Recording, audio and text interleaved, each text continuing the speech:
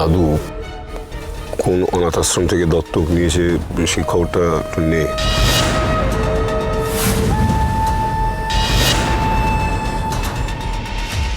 দুজনে মিলে কিসের আলোচনা করছে গোপনে? অনাথ আশ্রমের কথা কানে এলো বলে মনে হচ্ছে।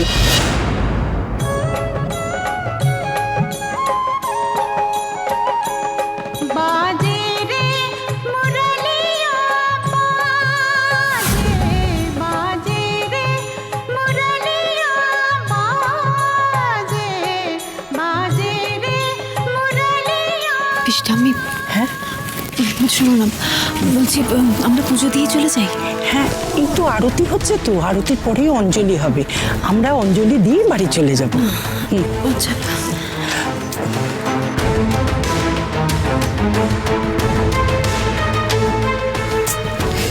9:30 বেজে গেছে।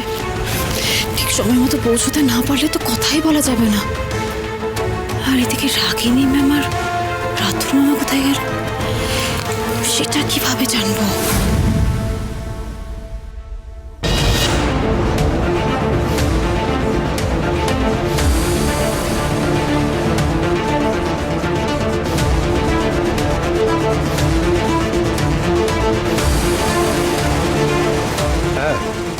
বল দিদি ভাই। হ্যালো দাদু, তোমাকে একটা জরুরি কথা বলার আছে। তুই কি খুব টেনশনে আছিস? কি তোর গলাটা এরকম লাগছে কেন? জানো তো দাদু, আজ খুব সকাল সকাল রাগিনী ম্যাম আর রাতুল মামা এই বাড়ি থেকে বেরিয়েছে। আমার মনে হয় ওরা আমার ব্যাপারে খোঁজ খবর নিতে চাইছে। এখানেও তোর খবর নেওয়ার জন্য অনেক স্পাই ঘুরছে রে দিদি ভাই। আজকাল বাজারে গেলেই একটা লোক নিজে থেকে এসে আমার সঙ্গে কথা বলছে। সরোজের ব্যাপারে জানতে চাইছে। কি করে ওদের থামানো যায় বলতো?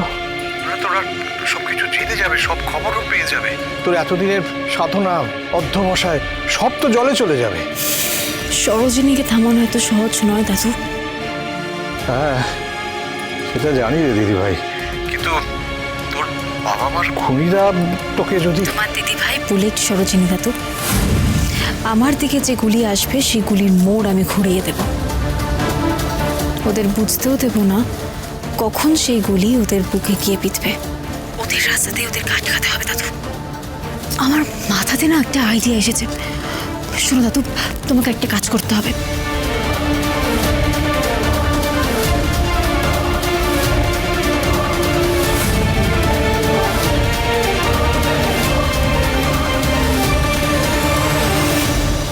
বুঝে গেছে তো দাদু? আমি জানি দিদি ভাই, আমার দিদি ভাই সত্যি সত্যি গুলির মোড় ঘুরিয়ে দিতে পারে। ঠিক আছে, তুই যা বললি তাই হবে। আচ্ছা দাদু।